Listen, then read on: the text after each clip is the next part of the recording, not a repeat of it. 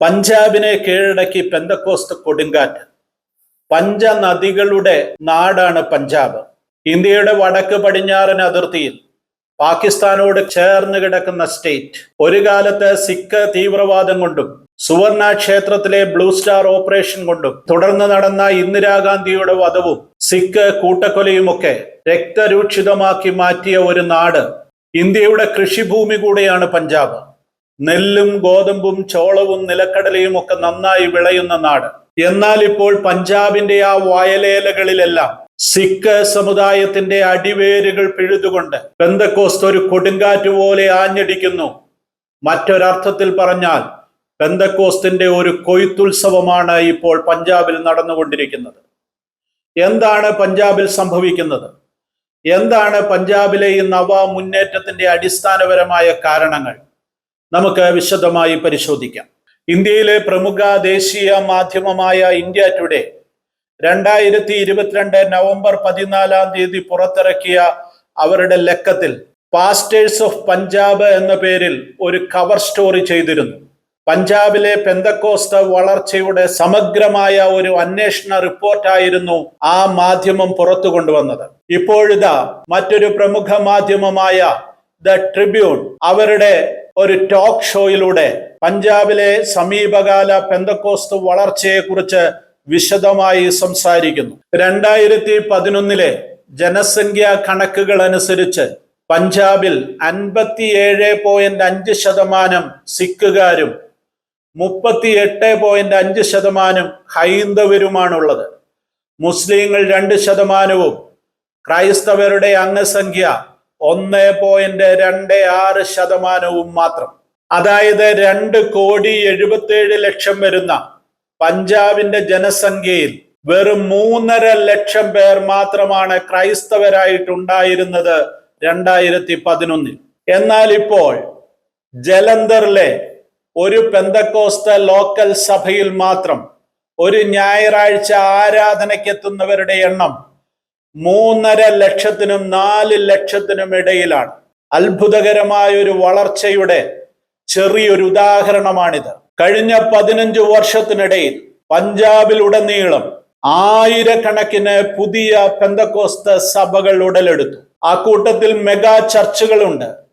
ലക്ഷക്കണക്കിന് ആളുകൾ പങ്കെടുക്കുന്ന ആരാധനകൾ നടത്തുന്ന മെഗാ ചർച്ചുകൾ.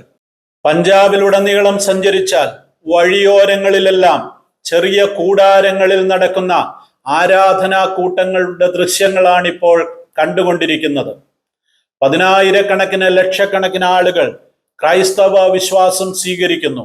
പെന്തക്കോസ്ത് സഭകളുടെ അഭൂതപൂർവമായ ഈ വളർച്ചയുടെ കാരണം എന്താണെന്നറിയാതെ കത്തോലിക്ക സഭ പോലും അത്ഭുതപ്പെട്ടു നിൽക്കുന്ന ഒരു കാഴ്ചയാണ് പഞ്ചാബിൽ നമുക്ക് കാണുവാൻ സാധിക്കുന്നത്. ഓരോ ഞായറാഴ്ചയും ഈ ആരാധനാലയങ്ങളിലെല്ലാം ആയിരങ്ങളും 10,000-ങ്ങളും ലക്ഷങ്ങളും ആരാധനയ്ക്കായി ഒഴുകിയെത്തുന്നു. എന്താണ് ഈ പ്രതിഭാസത്തിന്റെ കാരണങ്ങൾ എന്ന് ചെയ്യുന്നതിനു മുന്നമേ പഞ്ചാബിലെ ക്രൈസ്തവ സാന്നിധ്യത്തിന്റെ ഒരു ചരിത്രം അന്വേഷിക്കുന്നത് നന്നായിരിക്കും. ബ്രിട്ടീഷുകാർ ഇന്ത്യ ഭരിക്കുവാൻ വരുന്നതിന് മുൻപ് തന്നെ 16-ാം നൂറ്റാണ്ടിൽ അർമേനിയൻ വ്യാപാരികളിലൂടെ പഴയ പഞ്ചാബിലെ ലാഹോറിൽ ക്രൈസ്തവ സാന്നിധ്യമുണ്ടായിരുന്നു. പിൽക്കാലത്ത് ബ്രിട്ടീഷ് ഭരണത്തിന് മുൻപ് തന്നെ കത്തോലിക്ക സഭയുടെയും പ്രൊട്ടസ്റ്റന്റ് സഭയുടെയും ചെറിയ പള്ളികൾ പഞ്ചാബിൽ പല സ്ഥലങ്ങളിലും ഉടലെടുത്തു. ബ്രിട്ടീഷ് ഭരണകാലഘട്ടത്തിൽ മിഷണറിമാരുടെ ഒരു തള്ളിക്കയറ്റം തന്നെ പഞ്ചാബിലേക്കുണ്ടായി. ധാരാളം പ്രൊട്ടസ്റ്റന്റ് സഭകൾ പല ചെറിയ പട്ടണങ്ങളിലും ഉടലെടുത്തു. എന്നാൽ ഇവയിലൊക്കെ വിശ്വാസികളുടെ എണ്ണം കുറവായിരുന്നു. മാത്രവുമല്ല, അവയിലധികവും ദളിത് സമൂഹത്തിൽ നിന്ന് മതം മാറിയെത്തിയ ക്രൈസ്തവരുടെ ആരാധനാ കേന്ദ്രങ്ങളായിരുന്നു. 1947 രാജ്യം സ്വതന്ത്രമാകുന്ന കാലഘട്ടമായപ്പോഴേക്ക് പഞ്ചാബിലെ ക്രൈസ്തവരുടെ അംഗസംഖ്യ 5 ലക്ഷമായി ഉയർന്നിരുന്നു. എന്നാൽ ഇന്ത്യ പാകിസ്ഥാൻ വിഭജനത്തിന്റെ ഭാഗമായി പഞ്ചാബ് വെട്ടിമുറിക്കപ്പെട്ടു. ക്രൈസ്തവർ ഭൂരിപക്ഷം വസിച്ചിരുന്ന സ്ഥലങ്ങളെല്ലാം പാകിസ്ഥാനിൽ ഉൾപ്പെടുന്ന പഞ്ചാബിലായി പോയി. അന്ന് 4.5 ലക്ഷത്തോളം ക്രൈസ്തവർ പാകിസ്ഥാന്റെ ഭാഗമായി മാറി. വിഭജനാനന്തര പഞ്ചാബിൽ 60,000 ക്രൈസ്തവർ മാത്രമാണ് ശേഷിച്ചത്.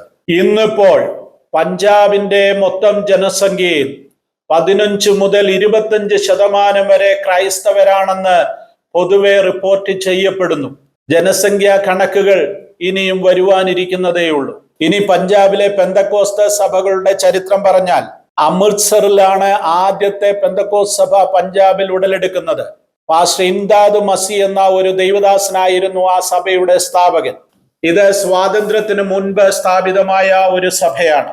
ഗുരുദാസ്പൂരിലെ ധരിവാളിൽ പാസ്റ്റർ മുനീർ മസി, ഫിറോസ്പൂരിൽ പാസ്റ്റർ കരംചന്ദ് തുടങ്ങിയ ദൈവദാസന്മാർ 1970-കൾക്ക് മുൻപ് തന്നെ പെന്തക്കോസ്ത് സഭകൾ സ്ഥാപിച്ചിരുന്നു. എന്നാൽ ഇതെല്ലാം ചെറിയ കൂട്ടങ്ങളായാണ് നിലനിന്നിരുന്നത്.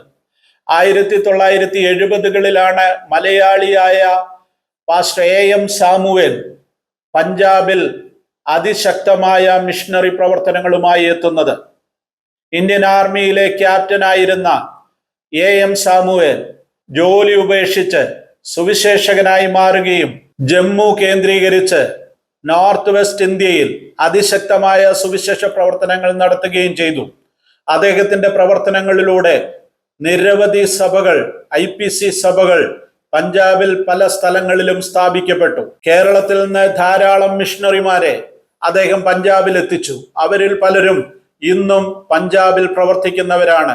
IPCയുടെ സമീപകാലത്തെ ജനറൽ പ്രസിഡന്റ് ആയിരുന്ന പാസ്റ്റർ ജേക്കബ് ജോൺ, ഇപ്പോൾ പഞ്ചാബ് റീജിയൻ പ്രസിഡന്റ് ആയിരിക്കുന്ന pastor K Koshy, pastor John Rajan തുടങ്ങി നിരവധി ദൈവദാസന്മാർ ക്യാപ്റ്റൻ ഷാമുവേലിന്റെ കൂടെ പഞ്ചാബിലെത്തിയവരായിരുന്നു. ചണ്ഡീഗഡിൽ ചർച്ച് ഓഫ് ഗോഡിന്റെ ഒരു സഭ പാസ്റ്റർ സാമുവേൽ ജോൺ സ്ഥാപിച്ചതും ഓർക്കേണ്ടതുണ്ട്. അതും 70-കളിലാണ്.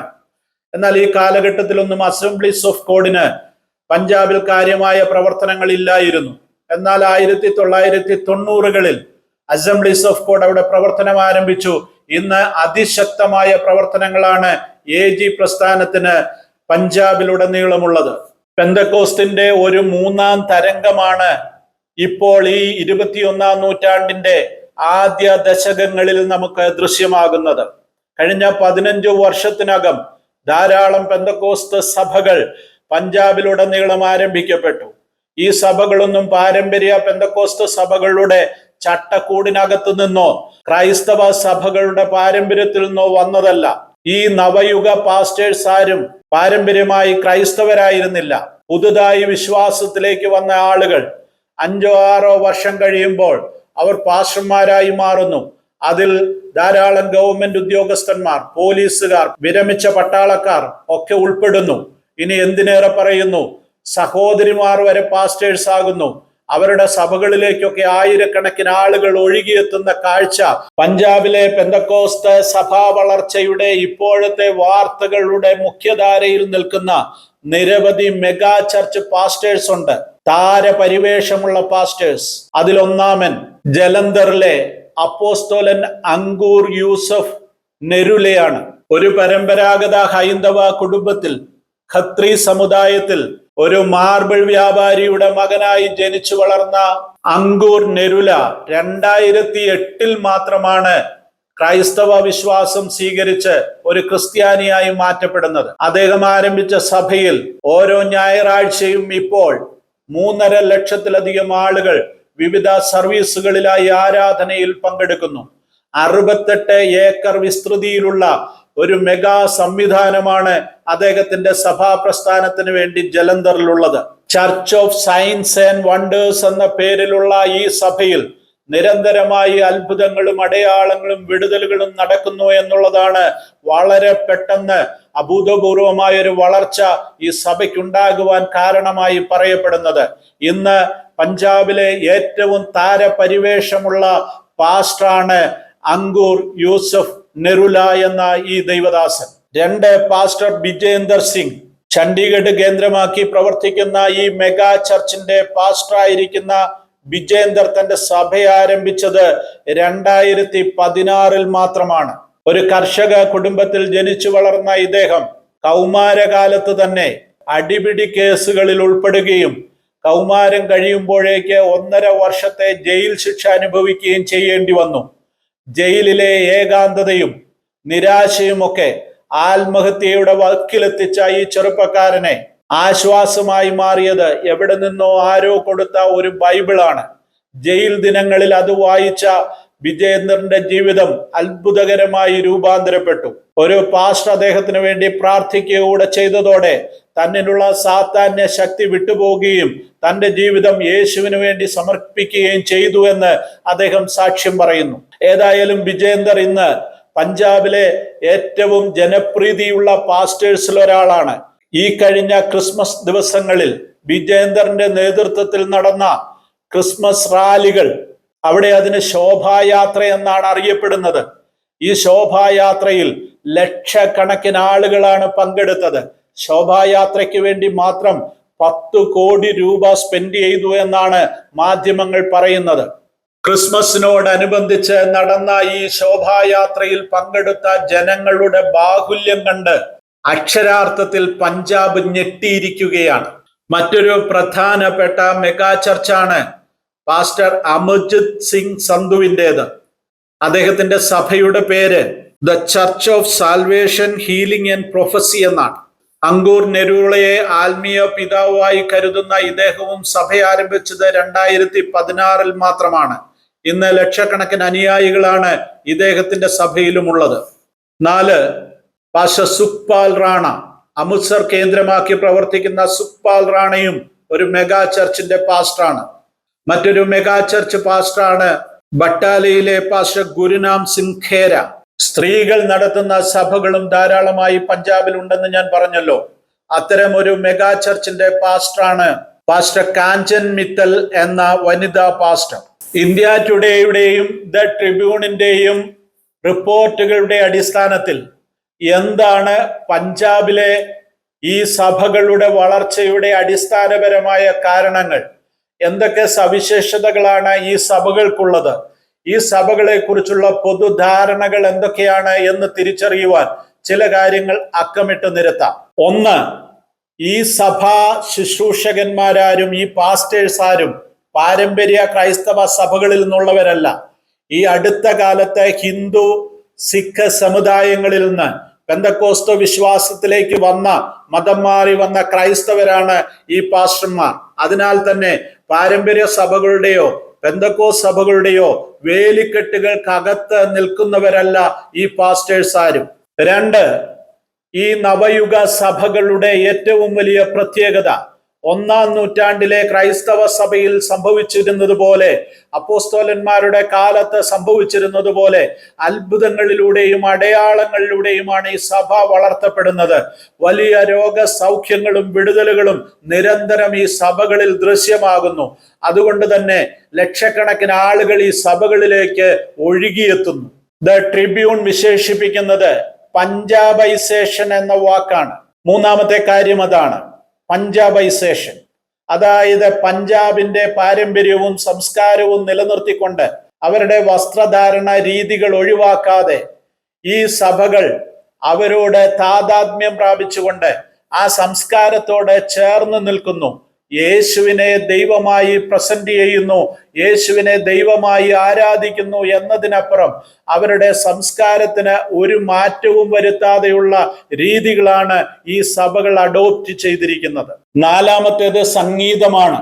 സംഗീതത്തിന് വലിയ പ്രാധാന്യം കൊടുക്കുന്ന ഒരു സമൂഹമാണ് പഞ്ചാബി സമൂഹം. പ്രത്യേകിച്ച് സിഖുകാരുടെ ഗുരുദ്വാരകളിൽ അവരുടെ ആരാധനകളിൽ നിരന്തരമായി ഗാനങ്ങൾ ആലപിക്കുന്നു.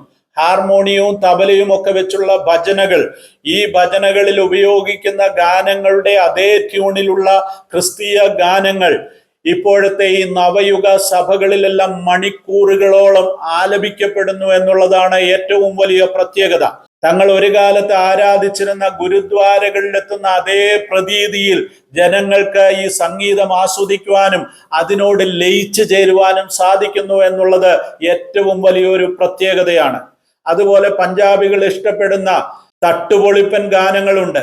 ആ ഗാനങ്ങളിലെ പദങ്ങൾ, ഉദാഹരണമായിട്ട് ബെല്ലെ ബെല്ലെ പോലെയുള്ള നൃത്ത ചുവടുകൾ വെക്കുവാൻ പറ്റുന്ന ഗാനങ്ങൾ ക്രൈസ്തവവൽക്കരിച്ച് ജനപ്രിയമാക്കി മാറ്റുന്നതിൽ പഞ്ചാബിലെ ക്രിസ്തീയ ഗായകർ വിജയിച്ചിരിക്കുന്നു.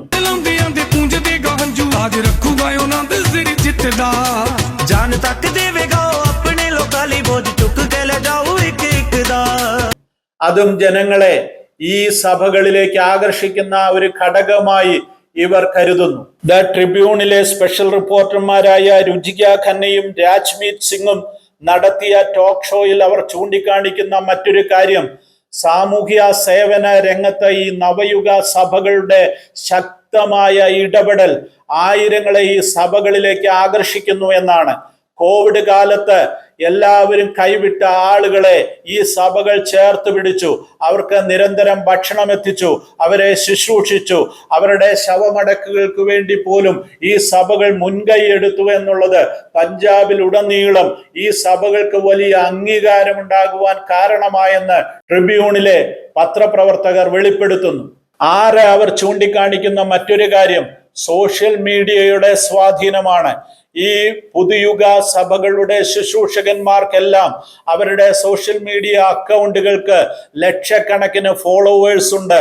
സോഷ്യൽ മീഡിയയുടെ വലിയ സ്വാധീനം നവയുഗ സഭകളുടെ വളർച്ചയിൽ നിർണായക ഘടകമായി മാറിയിരിക്കുന്നു. ഏഴാമത്തെ കാരണമായി അവർ ചൂണ്ടിക്കാണിക്കുന്നത് പ്രവാസികളായ പഞ്ചാബികളാണ്. ലോകത്തിന്റെ വിവിധ ഭാഗങ്ങളിലേക്ക് ദീർഘനാളുകളായി ഏറ്റവും കൂടുതൽ കുടിയേറ്റം നടത്തുന്ന ഒരു സമൂഹമാണ് പഞ്ചാബികൾ. അങ്ങനെ ലോകത്തിലെ വികസിത രാജ്യങ്ങളിലേക്ക് കുടിയേറിയ പഞ്ചാബികൾ, സിഖുകാർ അതാത് രാജ്യങ്ങളിൽ പലപ്പോഴും ക്രൈസ്തവ സഭകളിലെ അംഗങ്ങളായി മാറി. ഇങ്ങനെ ലോകത്തിന്റെ എല്ലാ പട്ടണങ്ങളിലും ഇന്ന് വലിയ സിഖ് സമുദായം ക്രൈസ്തവരായിട്ടുണ്ട്, വലിയ സിഖ് സഭകളുണ്ട്. കുടിയേറ്റക്കാരായ ഈ പഞ്ചാബി വിശ്വാസികൾ പഞ്ചാബിലെ മിഷൻ വർക്കുകളിൽ തൽപരരാണ്. അതിനെ മാക്സിമം പ്രോത്സാഹിപ്പിക്കുന്നതിന് അവർ ഉത്സാഹിക്കുന്നു. എട്ടാമത്, മാധ്യമങ്ങൾ ചൂണ്ടിക്കാണിക്കുന്ന മറ്റൊരു പ്രത്യേകത, ഈ സഭകൾക്ക് പഞ്ചാബിലെ എല്ലാ രാഷ്ട്രീയ പാർട്ടികളുടെയും പിന്തുണയുണ്ടെന്നുള്ളതാണ്. ഈ സമൂഹത്തെ ഒരു വോട്ട് ബാങ്കായി കരുതുന്നത് കൊണ്ട് തന്നെ അവർക്കെതിരായ ഒരു നിലപാടെടുക്കുവാൻ ഒരു രാഷ്ട്രീയ പാർട്ടികളും തയ്യാറാകുന്നില്ല.